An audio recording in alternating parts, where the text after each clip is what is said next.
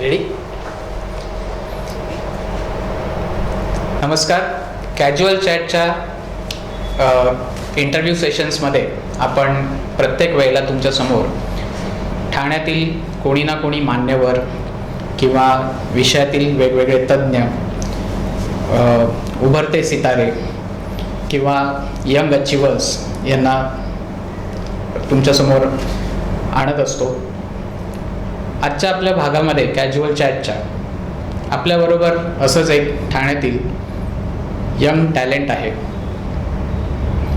ज्यांनी 35व्या national junior athletic चॅम्पियनशिपमध्ये विजेती राहिलेली आहे. ठाणे जिल्ह्याला त्यांनी नागपूरमधील स्पर्धेमध्ये प्रतिनिधित्व केलेलं आहे. तसंच महाराष्ट्र राज्याचं हँडबॉल टुर्नामेंटमध्ये सुद्धा प्रतिनिधित्व केलेलं आहे. आपल्यासोबत आज कॅज्युअल चॅटमध्ये आहे श्री महाविद्यालयात शिकणारी ठाण्यातील उभरती ॲथलीट गायत्री कसूला. गायत्री, कॅज्युअल चॅटमध्ये तुझं खूप खूप स्वागत. थँक्यू. कसं वाटतं तुला नॅशनल चॅम्पियनशिप जिंकल्यानंतर? खूप चांगलं वाटतंय. खूप चांगला एक्सपिरियन्स होता तिकडे खेळण्याचा आणि खूप कॉम्पिटिशन पण खूप टफ होती. तू कशामध्ये भाग घेतला होतास? म्हणजे नॅशनल ॲथलेटिक चॅम्पियनशिपमध्ये कोणत्या प्रकारामध्ये तू भाग घेतला होतास? ट्रायथलॉन होतं, त्याच्यामध्ये 3 इव्हेंट्स असतात. ते 3 इव्हेंट्स लॉंग जम्प, 100 मीटर्स आणि शॉर्टपुट, हे 3 इव्हेंट्स मिळून एक इव्हेंट असतं. ओके. त्या तिन्हीमध्ये चांगले पॉईंट्स भेटले तर तुमची प्लेसिंग. Okay, great. मला असं सांग की तू ॲथलेटिक्समध्ये ॲक्च्युअल कधी सुरुवात केलीस? 8 वर्षांची होती तेव्हा. ओके, मग तुझा फर्स्ट इव्हेंट कुठला होता हे आठवतंय तुला?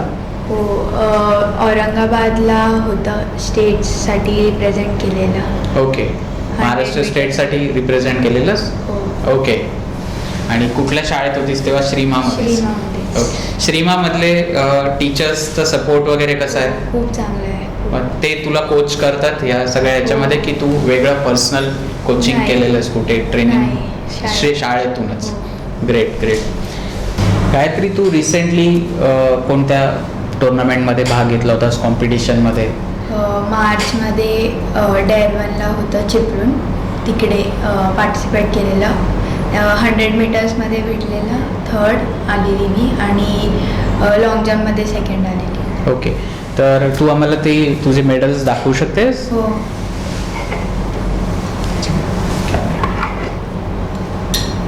आणि हे जे आहे ते नॅशनल्स. हे कधीचं आहे? 2019चं. तर गायत्रीनी 2019मध्ये जे नॅशनल चॅम्पियनशिप झाले होते त्याच्यामध्ये ती विनर होती. त्याचं हे ब्रॉन्झ मेडल आहे. सॉरी, हे काय ब्रॉन्झच आहे ना? त्याचं हे मेडल आहे. गायत्री, हे तू घालू शकतेस, परिधान करू शकतेस.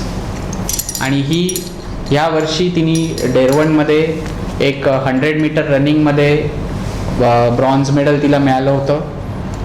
तर ते सुद्धा आपल्याला इथे पाहायला मिळतंय. आणि त्याचबरोबर लॉंग जम्पमध्ये तिने सिल्वर मेडलसुद्धा मिळवलं होतं. सो फार अचिव्हमेंट्स तिने या कमी वयामध्ये केलेल्या आहेत आणि प्रोग्रेसिव्ह ठाणेतर्फे आम्ही तिचं अभिनंदन करतो. तुझ्या या कॉम्पिटिशन्सला आई बाबा येतात तुझ्याबरोबर? हो, आई खूप येते, बाबा कमी. बाबा कमी येतात. आई येते तेव्हा आईचं असं काय असतं कंटिन्युअस की डाएट कॉन्शियस, हे खाऊ नको ते खाऊ नको? डाएट कॉन्शियस असं नाही, पण आहे. मग म्हणजे आता तुझं जर डेली रुटीन कसं असतं दिवसभराचं? म्हणजे आता तुझी कॉम्पिटिशन आहे समजा या वीकमध्ये, तर मग तुझं प्रॅक्टिस किंवा त्याचं रुटीन हा कसा असतो, काय असतो? सकाळी 6 वाजता प्रॅक्टिस असते, 6 ते स्कूल आवर्समध्ये थोडीशी 10 पर्यंत वगैरे, आणि मग परत संध्याकाळी असते 5 ते 7. ओके. आणि साधारण तुझं डाएट कसं असतं? म्हणजे तू खातेस मॅगी वगैरे, पास्ता, पिझ्झा, बर्गर सगळं चालतं तुला डाएट नाही करत मी. ओके. म्हणजे पण आई डाएटच्या मागे असेल ना तुझ्या का नाही? नाही, आई नाही. नाही म्हणजे कोणी तुला डाएटसाठी अडवत नाही असं, टीचर्स पण नाही, कोच पण नाही, नाही. पण तू सगळं खातेस काय असं? तुझं फेवरेट फूड काय? पिझ्झा. पिझ्झा. किती खातेस पिझ्झा दिवसातून? नाहीच. मग आवडतं आवडतं फूड बोलतेस, पिझ्झा वगैरे खात नाहीस? असं खरोखर सांग काय खातेस? डाळ भात. ओके. मला सांग, लॉंग जम्पमध्ये तू ठाणे डिस्ट्रिक्टला नागपूरमध्ये जेव्हा रिप्रेझेंट केलंस त्यावेळेला तुझ्याबरोबर अजून किती जण होते तिकडे? तिकडे पार्टिसिपेट करणारे हां, म्हणजे तुझ्याबरोबर ठाणे डिस्ट्रिक्टला रिप्रेझेंट करायला किती जण होते? मी दोघं आणि जण. अजून एक माझी मैत्रीण होती. ओके. पण तुम्ही सेम कॅटेगरीमध्ये होतात की वेगवेगळ्या? नाही, सेम कॅटेगरी. ओके. आणि सेम कॉम्पिटिशन. ओके. मग इथून जाताना तुमचं असं काही ठाणे डिस्ट्रिक्टचा एक ग्रुप असा गेला की तुम्ही इंडिव्हिज्युअली आपल्या इंडिव्हिज्युअली गेला होता? ओके. आणि तुला हँडबॉल खेळायची पण आवड आहे? हो. हँडबॉलची आवड कशी काय? शाळेमध्ये आहे तुमच्या हँडबॉल? हो, 6वीत असताना म्हणजे एक म्हणजे देव सर करून कोच आले, त्यांनी चालू केलं हँडबॉल. ओके. मग तू आता हँडबॉलच्या किती कॉम्पिटिशनमध्ये पार्टिसिपेट केलेस? खूप. ओके. आणि हँडबॉलची तुमचा टीम इव्हेंटमध्ये टीम जिंकली आहे एखादी टुर्नामेंट? हो, रनर अप आली आहे कुठे? CBSE मध्ये. ओके. म्हणजे ते स्कूल इव्हेंट असतो का? हो. ओके. म्हणजे CBSE स्कूल्स सगळ्या हो. पार्टिसिपेट करतात. ओके. मग तुझं आवड काय, हँडबॉल की ॲथलेटिक्स? फ्युचर जर मला करायचं आहे तर हँडबॉलमध्ये करशील की ॲथलेटिक्स? सांगता नाही. एक चॉईस तरी पण. ॲथलेटिक्स. तुझ्या मनापासून काय? ॲथलेटिक्स. मग ॲथलेटिक्समध्ये सर्व म्हणजे लॉंग जम्प आणि हे सगळं? फक्त लॉंग जम्प. फक्त लॉंग आणि ट्रिपल जम्प. Okay, great. आता तू कितवीला आहेस? 10वी. मग आता 10th नंतरचं तुझं काय प्लॅन? 10th नंतर चांगलं कॉलेज घेऊन स्पोर्ट्ससाठी. म्हणजे तुझं प्रिफरन्स स्पोर्ट्सलाच असेल आणि आर्ट्स, कॉमर्स, सायन्स असं काय तू ठरवलं नाहीस अजून? ठरवलंय कॉमर्स घेऊन BMM करून मग. ओके. मग BMM का स्पेसिफिक असं म्हणजे? इझी आहे. ओके.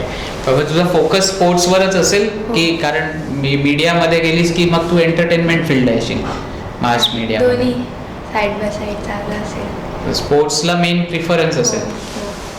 आणि ॲथलेटिक्सला? हो. ओके. दोन्ही हँडबॉल आणि ॲथलेटिक्स. आणि पप्पा काय बोलतात त्याच्यासाठी? म्हणजे पप्पांचा फुल सपोर्ट आहे? हो. पण पप्पा तर येत नाहीत तुझे कॉम्पिटिशन? हो, कारण ते त्यांचा जॉब असतं तर ते बिझी असतात. ओके. मम्मी बरोबर तू बऱ्याचशा या टुर्नामेंट्सला वगैरे जातेस, तर तू जिंकल्यानंतर मम्मीचा रिस्पॉन्स कसा असतो? ती सॅटिस्फाईड नसते, म्हणजे जे परफॉर्मन्स केलं आहे तीवरती थोडं अजून केलं असतं तर. फर्स्ट नंबर आला तरी पण अजून नंबर आला पाहिजे असं? म्हणजे ती मेडल्सचं असं काही नाही आहे, परफॉर्मन्सवरती असतं. म्हणजे इम्प्रूव्ह केलं की नाही केलं तर ती कधी कधी सॅटिस्फाय नसते. अच्छा. पण समज आता जिंकून आलीस आणि मग तुमच्या शाळेमध्ये किंवा तुम्ही जिथे राहता आजूबाजूला मग लोक तर खूप हे ट्रीट करत असतील ना की एवढी जिंकून आली, मग तेव्हा मम्मीचं त्यांच्याबरोबर रिॲक्शन कसं असतं? त्यांच्यासारखंच रिॲक्ट करते मग. तेव्हा मम्मी खुश असते? पण तेव्हा मम्मी असं नाही म्हणत की 9.5 आले 10 यायला पाहिजे होते असं नाही? तुझ्या एज ग्रुपच्या तुझ्या फ्रेंड्सना किंवा इतर मुलांना तू ह्या गेम्सच्या पॉईंट ऑफ व्ह्यूने म्हणजे ॲथलेटिक्सच्या पॉईंट ऑफ व्ह्यूने तू काय एक मेसेज देशील की तुला असं वाटतं की बरीच मुलं अजून त्याच्यामध्ये इन्व्हॉल्व व्हायला हवी आहेत किंवा असं तुला काय वाटतं, तुझं काय मत आहे? आत्ताचं म्हणजे जे कमिंग जनरेशन आहे ते सगळे mobile games and video games वगैरे सगळे बिझी असतात. त्याऐवजी जर का ते लोकांनी फिजिकल ॲक्टिव्हिटीज थोडं बाहेर येऊन फ्रेशअप होऊ शकतं. त्यांचा थोडं अभ्यासात पण चांगलं हे होईल. माझा स्वतःचाच एक्सपिरियन्स आहे, त्यामुळे चांगलं आहे की जर का फिजिकल ॲक्टिव्हिटीज ठेवले तर आपण फिट पण राहतो आणि खूप चांगलं आहे. तुला फिजिकल मुळे अभ्यास फरक पडला? हो. म्हणजे कॉन्सन्ट्रेशन होतं अभ्यासामध्ये? हो. कसं म्हणजे तू कधी अशी संध्याकाळची खेळून येतेस आणि मग अभ्यासाला बसतेस तर म्हणजे लगेच नाही होत, पण थोडा अर्धा तासाने केलं तर लगेच लक्षात येतं सगळं. ओके, थँक्यू गायत्री तुझा वेळ दिल्याबद्दल. तर ही होती गायत्री कसुला, जिनी 35th नॅशनल चॅम्पियनशिप्समध्ये विनर ती आलेली आहे आणि महाराष्ट्राचं आणि ठाण्याचं प्रतिनिधित्व ती करत आहे ॲथलेटिक्समध्ये.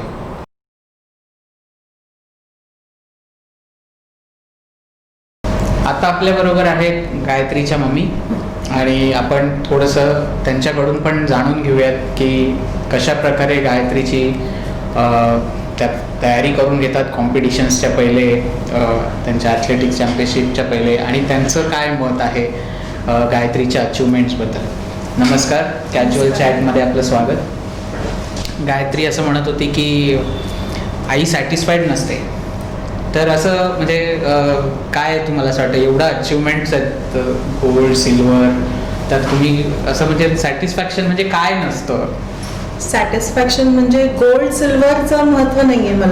मला तिचे पोटेन्शियल्स माहिती आहेत, तर तिची जे बेंचमार्क्स आहेत ते तिने क्रॉस करायला पाहिजेत, हे माझं मत नेहमी असतं. प्रत्येक वेळेला मी ती जेव्हा ग्राउंडवर उतरते तेव्हा मी तिला सांगते की हा तुझा मागचा रेकॉर्ड होता, हा तू ब्रेक केला पाहिजेस, आणि तो जर ब्रेक नाही झाला तर मला तिच्या गोल्ड आणि सिल्वरचं काहीच हे वाटत नाही.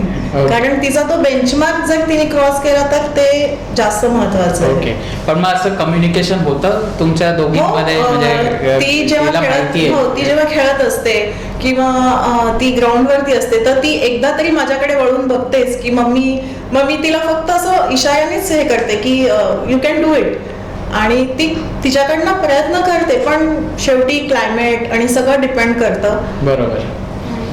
ती म्हणाली की मेडल्सचं मम्मीला काय नसतं, पण 9.5 आणि 9.6 मध्ये गडबड असते. तर म्हणजे माझं तेच म्हटलं ना की तिचं पोटेन्शियल्स मला माहिती आहे, त्यामुळे माझं नेहमी असं म्हणणं असतं की आपण आपल्या पोटेन्शियल्सला क्रॉस केलं तर दॅट इज अचिव्हमेंट. बरोबर. तर तेवढंच माझं म्हणणं. तुम्ही आता बऱ्याच वेळेला तुम्ही तिच्याबरोबर अकंपनी करता तिच्या टुर्नामेंट्सच्या ठिकाणी किंवा वेगवेगळ्या जिथे चॅम्पियनशिप्स होतात त्या ठिकाणी, तर हे ट्रॅव्हलिंग कसं जमतं?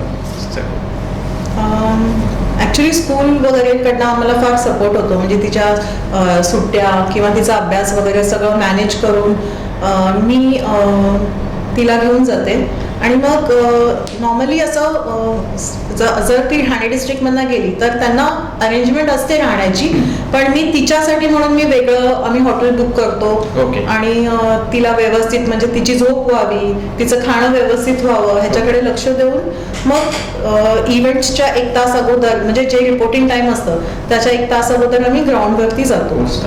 पण मला असं विचारायचं होतं की म्हणजे तुमचं घर हे सगळं सांभाळून हे ट्रॅव्हलिंग आणि मग सगळं पिरियड कसं जमतं? कारण माझे मिस्टर आणि माझा मुलगा ह्यांचा आम्हाला फार सपोर्ट आहे. ओके. तर माझा मुलगा म्हणजे मी जेव्हा हिच्याबरोबर बाहेर जाते तेव्हा तो आमच्या घरात म्हणजे जे काही मॅनेज करायचं असतं, जेवण वडिलांचं आणि त्याचं, माझा एक डॉग सुद्धा आहे, त्याला मॅनेज करणं, ते सगळं तो मॅनेज करतो. त्यामुळे मी बिनधास्त हिच्याबरोबर बाहेर जाऊ शकते. हिच्यापेक्षा मोठा आहे? हो, हिच्यापेक्षा मोठा आहे तो.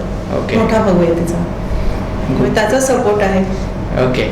पण मग असं जेव्हा तुम्ही बाहेर ठिकाणी किंवा जेव्हा म्हणजे आउट ऑफ मुंबई जाता किंवा तर नागपूरला तिने चॅम्पियनशिप अटेंड केली किंवा रोहतकला अटेंड केली किंवा विजयवाड्याला केली, मग अशा वेळेला तिथे गेल्यानंतर तिथलं ॲटमॉस्फिअर किंवा तिथल्या भाषेमधलं काही हे किंवा असं काही बॅरियर्स किंवा अडचणी कधी आल्या, जाणवल्या? असं नाही, कधीच नाही. इनफॅक्ट मला खूप असं म्हणजे खूप चांगले एक्सपिरियन्स आहेत. लोक फार हेल्पफुल असतात आणि जेव्हा एक लेडी आणि मुलगी फक्त हॉटेलमध्ये आहे, तेव्हा तिकडचा स्टाफ म्हणा, तिकडचे लोकल लोक जे असतात फार सपोर्ट करतात. म्हणजे आताच हैदराबादलाच असं आम्ही जेव्हा गेलेलो, Okay. तिकडच्या लोकांनी आम्हाला फार सपोर्ट केला. लँग्वेज प्रॉब्लेम होता, त्यामुळे काय काय वेळेला ते लोक समजून घ्यायचे. नुसतं म्हणजे थोडं थोडं आम्ही बोलायचो, मला थोडं थोडं तेलुगू येतं, तर थोडं थोडं सांगितलं तरी ते समजून घ्यायचे. ओके छान होता एक्सपिरियन्स. ओके. मी तिला असा एक प्रश्न विचारला की डाएट कॉन्शियस किती आहेस, तर शी वॉज लाईक की असं काय नसतं, पण तिचा फेवरेट फूड आहे पिझ्झा, हो. पण किती खाते बोल तर नाही खात म्हणते. म्हणजे तुम्ही हे करता, तिला रेस्ट्रिक्ट करता पिझ्झा खायला? रिस्ट्रिक्ट नाही करत तिला, आम्ही खायला देतो असं. पण डाएट कॉन्शियस म्हणजे तिचे जे सर आहेत त्यांनी असं सांगितलं की जास्त बाहेरचं खायला देऊ नका, त्यामुळे घरचंच आणि तुम्ही घरी ड्रायफ्रुट्स. पिझ्झा वगैरे बनवता? हो, ती स्वतःच बनवते आणि स्वतःच खाते. ओके. ती फार सुंदर पिझ्झा बनवते. ओके. पण ती बोलताना असं बोलली की काय खात नाही, पिझ्झा आवडतो पण खात नाही असं बोलली ती. बाहेरचं नाही देत मी, पण घरी ती बनवून स्वतः ओके. देते. आणि डाएट म्हणजे जे नॉर्मल आपलं घरचं जेवण आहे ते, त्याच्या व्यतिरिक्त फ्रुट्स आणि ड्रायफ्रुट्स, ओके. हा तिचा डाएट आहे. म्हणजे जसं सर सांगतात तसं तसं ती खाते. ओके. पण मग आता जो हा रुटीन पार्ट असतो, म्हणजे अगेन शी सेड की टुर्नामेंटच्या किंवा चॅम्पियनशिपच्या सुरुवातीला एक जो काही पिरियड असतो की त्याच्यामध्ये एक मॉर्निंग टाईम, इव्हनिंग टाईम तिचं ट्रेनिंग सेशन्स असतात किंवा इतर जे काही रुटीन्स तिचे असतात. मग त्या पिरियडमध्ये सपोज तिचं काही डाएट किंवा असं काही मेंटेन, मग ते सगळ्या घराला लागू होतं का तिच्या पुरतंच असतं? नाही, तिच्या पुरतंच असतं. म्हणजे आता ती करते म्हणून आता सगळ्यांनीच आज काय नाही, फक्त नाही. ते हेच फक्त- खाऊया स्प्राउटेड बीन्स आणि नो नो नो, ते फक्त तिच्या पुरतंच असतं आणि ती ते प्रॉपरली मेंटेन ठेवते. तुला असं वाटत नाही की हे काय मला शिक्षा आहे असं, हे लोक नाही म्हणजे दादा वगैरे चिकन खातात मस्तपैकी आणि मी, असं काय वाटत नाही तुला? त्या बाबतीत ती फार स्ट्रिक्ट आहे. म्हणजे एखाद्या वेळेला मी चुकत असेल कधीतरी, पण ती चुकत नाही डाएट साठी. डेडिकेशन आहे तेवढं. तिचं तेवढं डेडिकेशन आहे.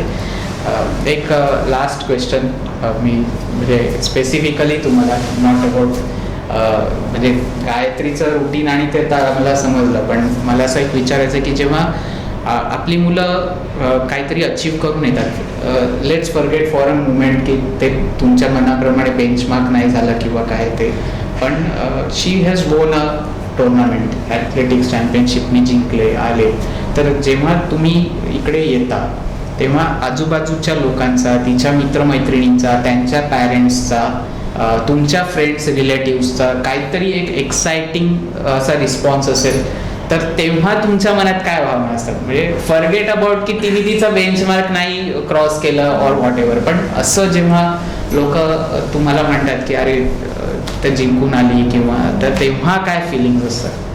प्राऊड फील करते. Proud mother. ओके. खूप प्राऊड फील करते आणि I want to see her playing for India. That's my expectations. Okay. Thank you, तुम्ही वेळ दिलात आम्हाला. आणि तुम्हाला पण. ॲक्च्युली जाण्यापूर्वी मी तुम्हाला अजून एक असं म्हणेन की आपल्या प्रोग्रेसिव्ह ठाणेचे जवळपास एक 4 लाख मेंबर्स आहेत, तर त्यांची पण अशी मुलं लहान किंवा एका ह्या यंग एज ग्रुपमध्ये असतील की ज्यांना एक पाथवे मिळत नाही. म्हणजे जसं आता शी हॅज गॉट अ ट्रॅक की मला या दिशेने जायचं आहे, तुम्ही ॲज अ पॅरेंट्स त्यांना सपोर्ट करता आहात, तिला सपोर्ट करता आहात, तर अशी बरीच मुलं आहेत किंवा त्यांना ट्रॅक आपला कळत नाही, मिळत नाही, किंवा त्यांना माहीत असतं पण पॅरेंट्सकडून हवं तसं बॅकिंग मिळत नाही, काही वेळेला ती सिच्युएशन असं हे करत नाही. तर तुम्ही अशा आमच्या सर्व म्हणजे फक्त PTRAच्याच असं मी म्हणणार नाही, तर ओव्हरऑल ठाण्यातल्या किंवा पूर्ण आता हे आपण सोशल मीडियाच्या अँगलनी आपलं हे यूट्यूब चॅनल आहे, तर around the world, around the globe लोक हे चॅनल बघतील, तर अशा पॅरेंट्सना किंवा मुलांना तुम्ही काय मेसेज द्याल की म्हणजे अचीवमेंट ही कुठल्याही क्षेत्रामध्ये होऊ शकते, पण जोपर्यंत त्याला एक सपोर्ट नसतो पॅरेंट्सचा किंवा मुलांचं डेडिकेशन नसतं, तर तुमचं एक असं त्या पॅरेंट्सना किंवा मुलांना काय मेसेज असेल? पॅरेंट्सना मी इतकंच सांगेन की आपल्या मुलांवरती विश्वास ठेवा. आणि कधीच कम्पेअर करू नका त्यांना खेळू द्या. त्यांना जसं खेळायचंय सोडून द्या, त्यांना जसं खेळायचंय त्यांना खेळू द्या आणि ते नक्कीच अचीव्ह करतील त्यांना जे अचीव्ह करायचं. आपण फक्त सपोर्ट करायचा आणि त्यांना त्यांच्या बेंचमार्कची आठवण करून द्यायची की मग ते आपोआपच होतं की त्यांना मुलांनाच जाणीव होते की नाही मला करायचंय. कारण मी जेव्हा ग्राउंडवरती असते हिच्या बरोबर मी बघते की हिची नजर एक असतेच माझ्याकडे की मम्मी खुश आहे का. ओके. सो आणि सपोर्ट मुलांना पण मी इतकं सांगेन की हार्डवर्क इज निडेड कुठल्याही फील्डमध्ये. मग ते अभ्यास असो, स्पोर्ट्स असो किंवा कुठलंही फील्ड, आपल्याला हार्डवर्क तर करावंच लागेल. बरोबर. त्याच्याशिवाय काहीच मिळणार नाही. There are no dedication no shortcuts. जितकं तुम्ही हार्डवर्क असेल तुमचं तितकं तुमच्या अचिव्हमेंट्स राईट. तेवढाच आनंद मिळेल. नक्कीच. थँक्यू. तुम्ही Thank you. दोघींनी वेळ दिलात you. प्रोग्रेसिव्ह ठाण्याच्या आमच्या या सेशनला. Thank you very much. Thank you so much.